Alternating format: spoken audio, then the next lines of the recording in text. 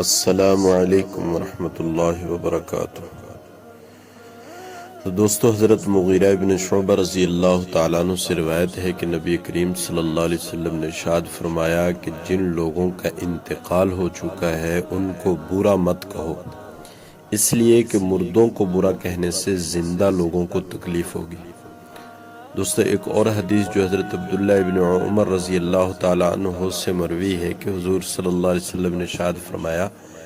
یعنی اپنے مردوں کی اچھائیاں ذکر کرو اور ان کی برائیاں ذکر کرنے سے باز رہو۔ دوستو، یہ دو حدیثیں ہیں، دونوں کا مضمون تقریباً ایک جیسا ہے کہ جب کسی کا انتقال ہو جائے تو انتقال کے بعد اگر اس کا ذکر کرنا ہے تو اچھائی سے ذکر کرو، برائی سے ذکر مت کرو، چاہے بظاہر اس کے اعمال کتنے بھی خراب رہے ہوں، لیکن تم اس کی اچھائی کا ذکر کرو اور برائی کا ذکر مت کرو۔ یہاں سوال یہ پیدا ہوتا ہے کہ یہ حکم تو زندوں کے لیے بھی ہے کہ زندوں کا ان کے پیچھے برائی سے تذکرہ کرنا جائز نہیں، بلکہ زندوں کا تذکرہ بھی اچھائی سے کرنا چاہیے۔ اگر برائی سے ذکر کریں گے تو غیبت ہو جائے گی اور غیبت حرام ہے۔ پھر ان احادیث میں خاص طور پر مردوں کے بارے میں یہ کیوں فرمایا ہے کہ مردوں کا ذکر برائی سے مت کرو؟ تو دوستو، اس کا جواب یہ ہے کہ اگرچہ زندہ آدمی کی غیبت بھی حرام ہے، لیکن مردہ آدمی کی غیبت ڈبل حرام ہے۔ اس کی حرمت کہیں زیادہ ہے۔ اس کی کئی وجہ ہیں۔ ایک وجہ یہ ہے کہ اگر کوئی شخص زندہ آدمی کی غیبت کرے تو امید یہ ہے کہ جب اس سے کسی وقت ملاقات ہوگی تو اس سے معافی مانگ لے گا اور وہ معاف کر دے گا۔ اس طرح غیبت کرنے کا گناہ ختم ہو جائے گا، کیونکہ غیبت حقوق العباد میں سے ہے، اور حقوق العباد کا معاملہ یہ ہے کہ اگر صاحب حق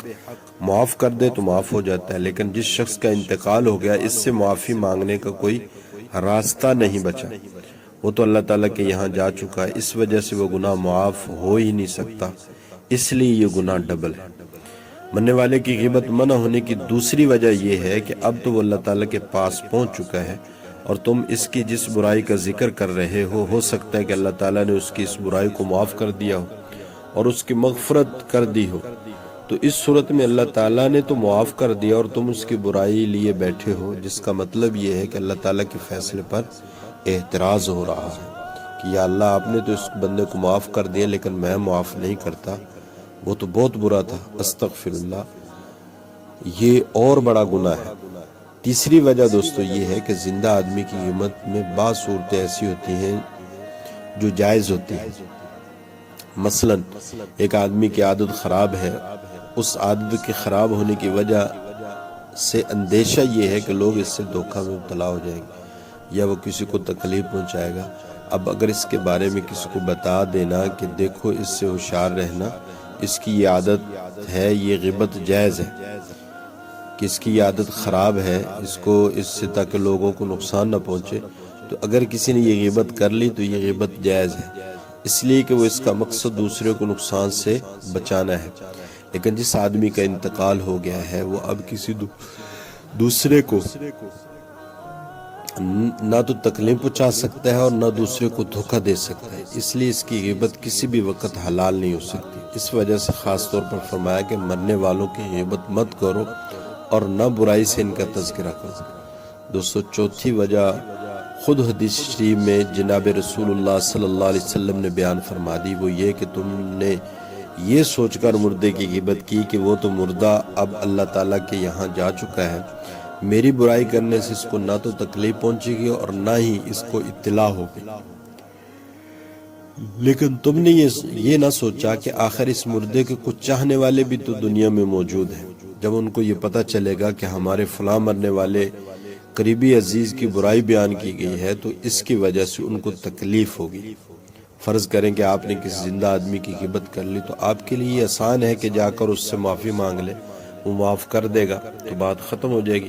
لیکن اگر آپ نے کسی مردہ آدمی کی غیبت کر لی تو اس غیبت سے اس کے جتنے عزیز و اقارب دوست احباب ہیں ان سب کو تکلیف ہوگی۔ اب تم کہاں کہاں جا کر اس کے عزیز و اقارب کی تلاش کرو گے اور یہ تحقیق کرو گے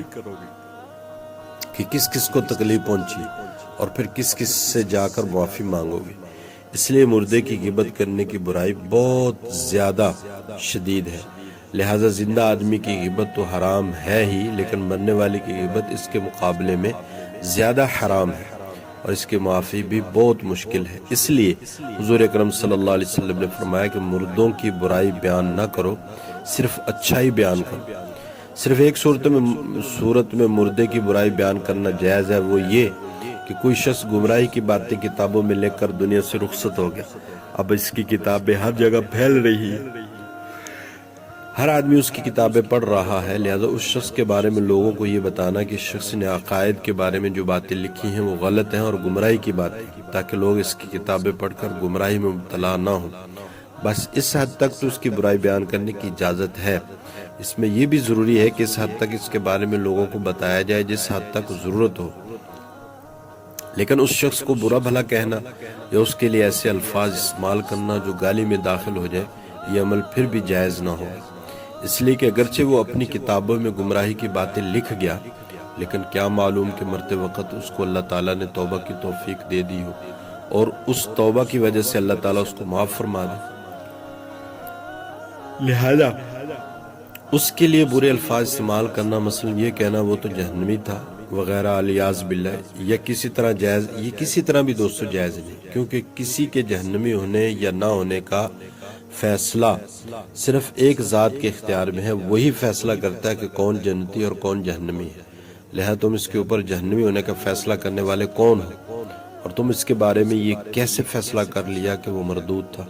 اس قسم کے الفاظ اس کے بارے میں استعمال کرنا کسی طرح بھی جائز نہیں، البتہ اس نے جو گمراہی پھیلائی ہے اس کی تردید کرو، یہ اس کے عقائد گمراہانہ تھے اور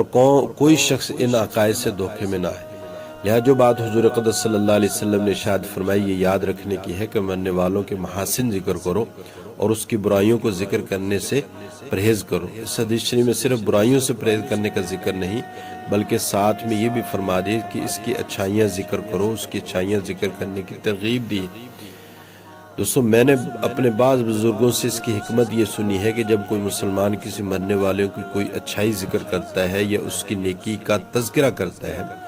تو یہ اس مرنے والے کے حق میں گواہی ہوتی ہے، اور اس گواہی کی بنیاد پر بعض اوقات اللہ تعالیٰ اس مرنے والے پر فضل فرما دیتے ہیں کہ میرے نیک بندے تمہارے بارے میں اچھائی کی گواہی دے رہے تھے، چلو ہم تمہیں معاف کرتے ہیں۔ لہذا اچھائی کا ذکر کرنا مرنے والے کے حق میں بھی دوستو فائدہ مند ہے، یہ فائدہ مند ہے،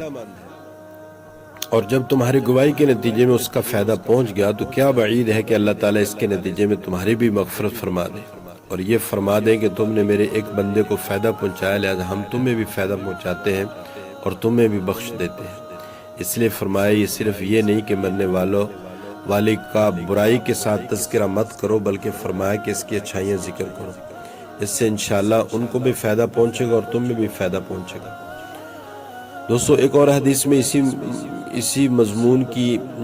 وضاحت ہے لیکن الفاظ دوسرے ہیں، وہ یہ کہ حضرت عائشہ صدیقہ رضی اللہ تعالیٰ عنہ سے مروی ہے کہ یعنی اپنے مرنے والوں کا ذکر مت کرو مگر اچھائی کے ساتھ، اور اچھائی کے ذکر میں یہ بات بھی داخل ہے کہ جب اس کی اچھائی کا ذکر کر رہے ہو تو اس کے حق میں یہ دعا کرو کہ اللہ تعالیٰ اس کی مغفرت فرمائے اور اس پر اپنا فضل فرمائے، اللہ تعالیٰ اس کو اپنے عذاب سے محفوظ فرمائے۔ یہ دعائیں ڈبل فائدہ دیں گی، ایک تو دعا کرنا بذات خود عبادت اور ثواب ہے چاہے وہ کسی کام کے لیے بھی کرے، دوسرے کسی مسلمان کو فائدہ پہنچانے کا اجر و ثواب بھی حاصل ہو جائے گا، اس لیے اس کے حق میں دعا کرنے میں آپ کا بھی فائدہ ہے اور اس کا بھی فائدہ ہے۔ دوستو اللہ تعالیٰ اپنے فضل و کرم سے ہم سب کو اس پر عمل کرنے کی توفیق عطا فرمائے۔